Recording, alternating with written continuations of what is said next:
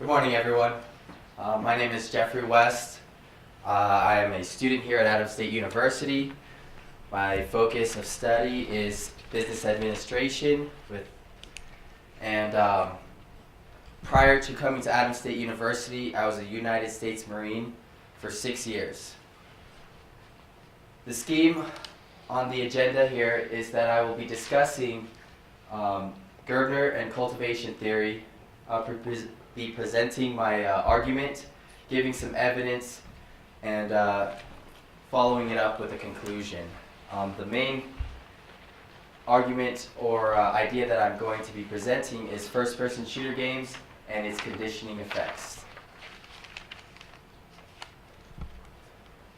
Okay, so to finish up my introduction, I'm going to present a statistic. Approximately 1/3 of the United States population play video games regularly. Most are violent video games, and 20% of all accounted for sales of purchases of video games are violent or first-person shooter games, according to Hawk, Parrott, Wang, and the use of military-themed first-person shooter games and militarism. Now, to put this in context, I would like to discuss Gerbner and his cultivation theory. Gerbner's cultivation theory, Gerbner was a critic of mass media and its conditioning effects in terms of television. The cultivation theory states the more people spent living in the television world, the more likely they are to believe social reality aligns with reality portrayed on television. This is especially happening in terms of children and adults, as well as violence portrayed on television and the perception of violence portrayed in television. So, with that said, my argument is the negative impact and Gerbner's cultivation theory. I believe that first-person shooters give the same conditioning in terms of apathy and willing to kill the enemy that military personnel go through in training to prepare for combat. And the reason why I believe that is that a lot of the parallels that we see and the imagery that we see when we are playing video games, especially first-person shooter video games, is similar to what I had seen as I trained and prepared to go to combat in Afghanistan. Lieutenant Colonel Grossman, a former Army officer and psychologist and professor at West Point Academy, believes that prior to Vietnam, there was an incredible issue with the lethality of soldiers in combat. One of the reasons why is the bullseye target. Everyone has seen a bullseye target, and that was usually the training tool for marksmanship after Vietnam. And what I had used when I trained for marksmanship is the human silhouette target. The faceless outline of a human being. Now, this conditioned us to disassociate ourselves from our enemies' lives, basically.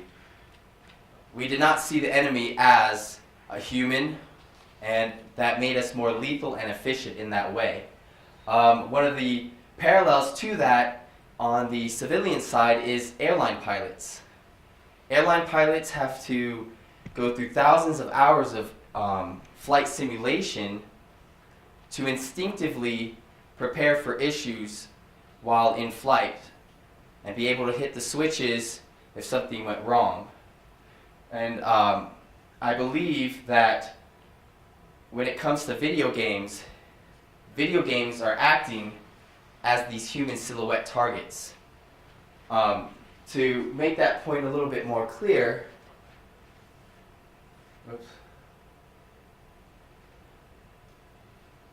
Can you tell the difference? Which one is a picture taken from my Afghan deployment and which one came from a video game? Besides the fact that there's captions on the top. So this, if you can see, this is an actual picture taken from one of our scopes looking through our rifle.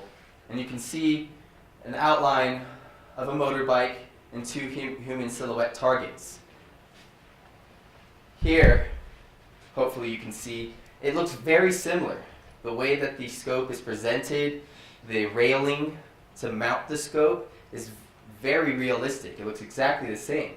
You see human silhouettes there. Now, to backtrack a little bit, most have the belief that we as humans have an extremely violent history. And Lieutenant Colonel Grossman believes that that's not the case. If you look back in history, gladiators in the Roman Colosseum, they did not fight to kill. Aztecs in Mesoamerica, they, if you wanted to reach the highest rank of jaguar within their warrior culture, which they are a warrior culture, it was the amount of people you captured. And in terms of today, especially modern wars, including the Civil War and the introduction of gunpowder, most people would either not shoot over the head of the enemy, or pretend or look like they shoot. There are many times when archaeologists excavate Civil War battlefields that they would find muskets with multiple amounts of ammo jammed into their barrel. So we as humans do not have a propensity to kill a fellow human, but conditioning and changing the mentality, which us as Marines, we call that the warrior mentality, to disassociate ourselves from human beings, civilian society, civilized society. Another piece of evidence that I would like to bring up about how the parallel between these two are apparent is that Lieutenant Colonel Grossman, as well as the FBI, have evidence that suggests that Mexican cartels utilize video games to condition and cultivate their child soldiers so that they have the ability to pull the trigger and kill whoever it is that they are asked to kill. A lot of this conditioning and cultivation is so that they do disassociate themselves. A lot of the instances where soldiers and Marines coming back from combat develop PTSD from killing other human beings. Today, studies have shown that there is a fine line between the two. There are those who have really gravitated and taken in that cultivation and do not have any guilt or remorse for their actions taken in combat, as well as there are those who did not absorb that conditioning and now have post-traumatic stress disorder due to that. So, I believe, and furthering my argument, that there's a correlation, and we've seen it multiple times even today. I understand that this is a pretty touchy subject, especially with the most recent shooting, but the correlation is there. That with the use of first-person shooters and the conditioning effects, that those that are on this fine line of sociopathy or psychopathy that are now pushed to the edge or pushed over that edge to now become more willing to pull the trigger with the use of violent video games. It is shown with some of the most well-known mass murderers in U.S. history, such as Adam Lanza of Sandy Hook, James Holmes, Aurora movie theater shooting, Eric Harris, and Dylan Klebold of Columbine. They are all first-person shooter gamers. They played Doom, they played Counter-Strike, they moved into other games such as Halo, Combat Evolved, Call of Duty, all of these games that give a realistic viewpoint or a skewed viewpoint, but believed to be realistic, and really push them over that edge, whether it was because they were getting bullied and now they believe that they have this training to be able to rectify that issue of being bullied. And with that said, I'm sorry. I do believe that Lieutenant Colonel Grossman and his research on killology, which is a very unknown research topic in psychology, and that they're onto something, that they believe that there is something going on within here in the United States, that we can discuss the Second Amendment, we can discuss the banning of certain weaponry.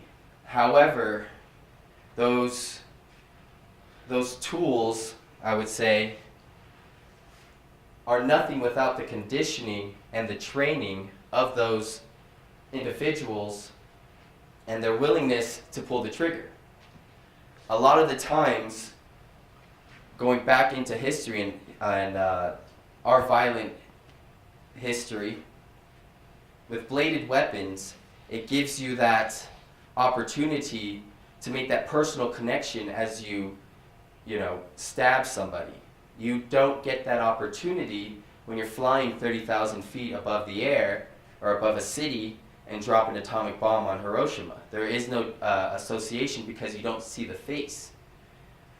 And as you can see, within the silhouette target, as well as here, you don't see the face. There is no face. So, mass murderers like Adam Lanza, they don't see a face. Or if they do, such as the Columbine shooters, when they had students begging for their lives in front of them, they had been able to shut that portion of their brain off and disassociate that personal connection between themselves and that other human being, so much so that they are willing to pull that trigger at such close range. My time in the military, other than personal interactions and conversations with the locals in Afghanistan, when it came to combat at 25 yards or farther, it was really hard to see what those people's faces looked like. And one of the pieces of evidence that Lieutenant Colonel Grossman gives is that snipers have a lot more personal connection to the targets that they shoot because they're able to see and make out features of a human face when they're looking through their scope. Even with our 3-powered scope on our carbines, it is not possible to truly make out those facial features, but instead just the silhouette, as well as the silhouette of an AK-47 to differentiate between whether or not they're civilian or the enemy.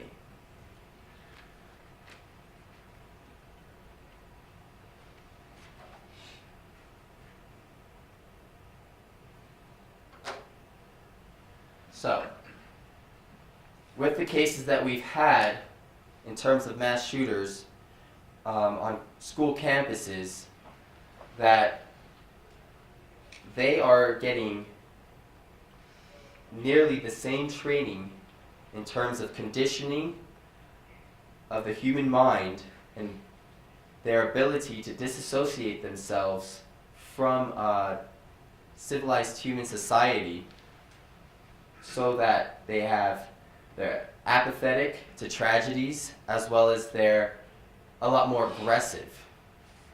And because they begin to cultivate this tribe-like mentality. And because they cultivate this tribe-like mentality, then they believe that this is an us versus them situation. And that's why I believe also that, when a student is being bullied, playing video games like this pushes them over that edge if they're willing to, take revenge on their bulliers and go ahead and shoot up a school or any of those things. This has become an extremely hot topic, although this technology, the use of personal computer games, console games, graphics are really building this and strengthening and reinforcing these ideas and this psychological conditioning of these impressionable, media illiterate people here in the United States. We can't say the same for low income, low developed countries, considering they don't have the availability of this technology. Here in the Western world, in the United States, in Europe, we do. This has now become an everyday societal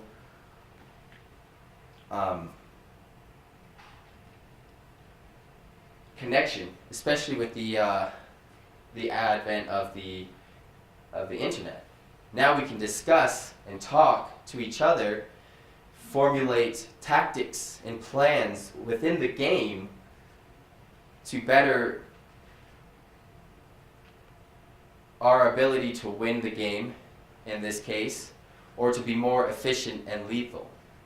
Right now we've seen only lone shooters at schools, but we also know that due to the political climate of the United States, that militias are now becoming more and more apparent and propping up everywhere here in the United States. And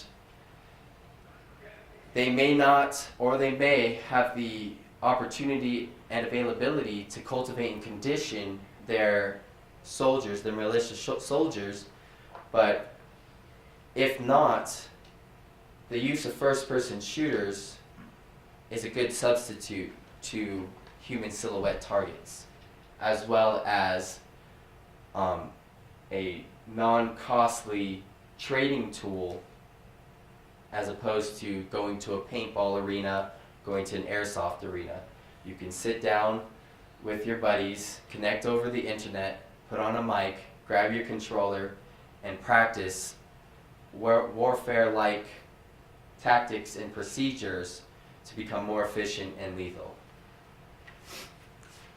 So, in conclusion, Gerbner's theory is relevant today as new technologies and media platforms come into existence.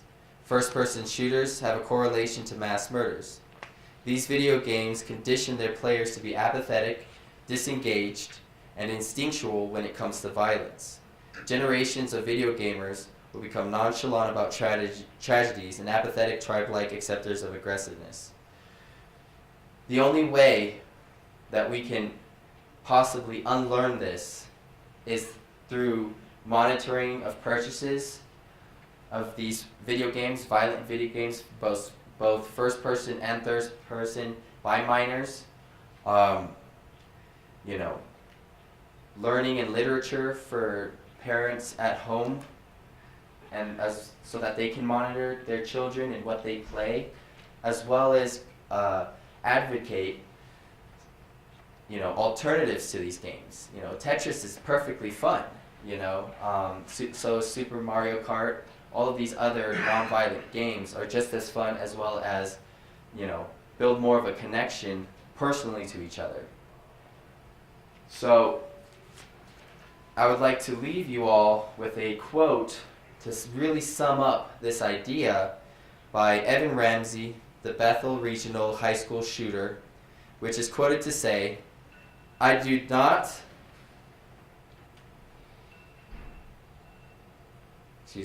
I do not understand that if I pull out a gun and shoot you, you're not getting back up. You shoot a guy in Doom and he gets back up. You have got to shoot the things in Doom 8 or 9 times before it dies. And I believe that quote really sheds light on the disassociation that the media literate children, young adults, impressionable individuals receive when they play these first-person shooter games. That they don't understand that they have this skewed imagery of violence, and that their willingness to be aggressive and their willingness to have apathetic beliefs really allow for these sociopathic tendencies to be brought out. Thank you.